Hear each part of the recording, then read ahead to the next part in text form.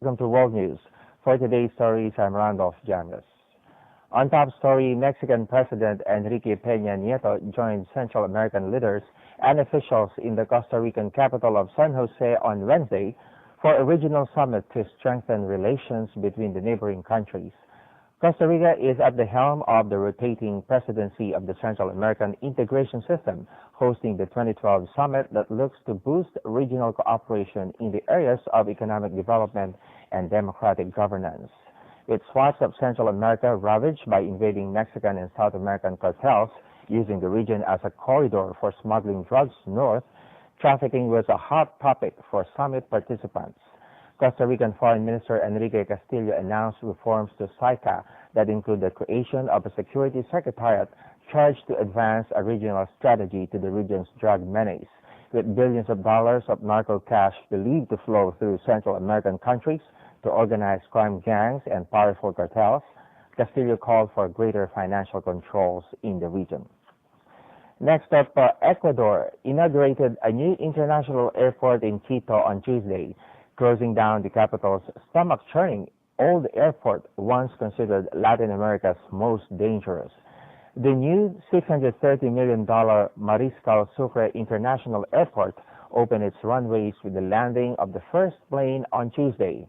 Now situated in the agricultural area of Tababela on the outskirts of Quito, the new airport covers over 1,500 hectares, more than 10 times the size of its predecessor, with a runway measuring 4.1 kilometers to make it Latin America's longest. The new airport is equipped to handle up to 292 flights a day, with an altitude 400 meters lower than its predecessor. Flight paths are easier and allows for Quito to better manage long-haul flights, according to government officials. Now in Peru, a French archaeologist and explorer says he and a team of researchers are on the verge of uncovering a lost secret treasure they say could prove to be the most significant archaeological find ever unearthed within the walls of Peru's fabled Machu Picchu Incan citadel. Thierry Jamin and other Inca researchers say their electromagnetic equipment has revealed a hidden chamber concealed behind these walls, which were erected sometime around the year 1450. They believe the secret cavity could house the tomb of Paracuti, Inca Yupanqui, the Incan ruler many experts believe Machu Picchu was built for back in the 15th century. If it is indeed the burial place of the ancient ruler or any other high-ranking Inca figure or figures as it may be, they say it is also likely the crypt would be a treasure trove of artifacts, gold, silver, and other precious metals, possibly making it the biggest find at the archaeological site to date. In other stories, we head to New Zealand. A veterinarian is hopeful for the survival of one royal penguin. Dr. Lisa Aguila is trying to save the life of the bird. Here's the full story. The prognosis is grim for this young royal penguin.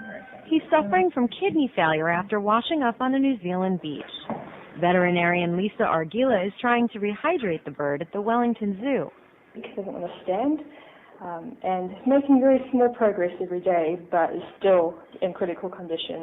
The bird is only the fourth royal penguin ever to show up in New Zealand.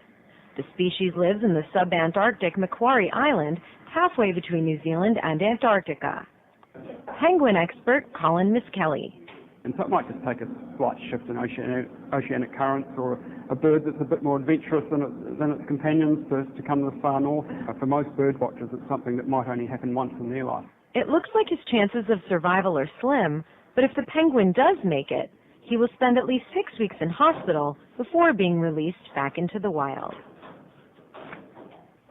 Turning now to sports news, the World Track Cycling Championships began in Minsk on Wednesday with 4 gold medals on offer.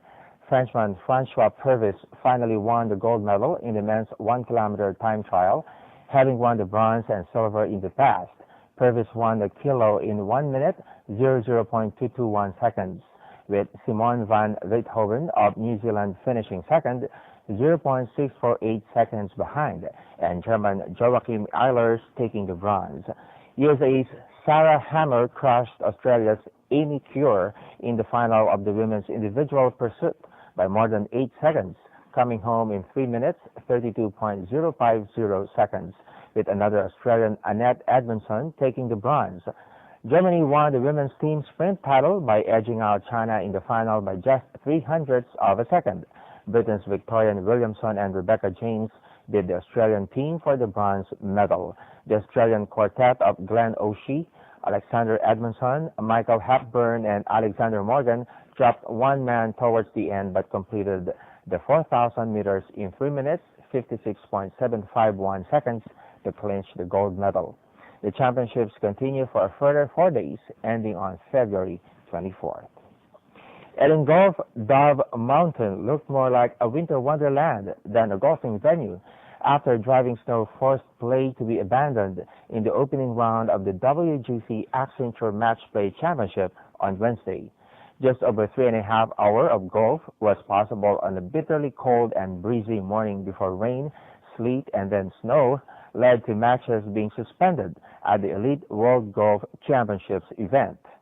Ice formed on the greens, and with further snow showers forecast for the rest of the day in Arizona's high desert, officials called off play for the day after waiting a couple of hours to re-evaluate conditions. It is the third PGA Tour event this year to be severely affected by adverse weather.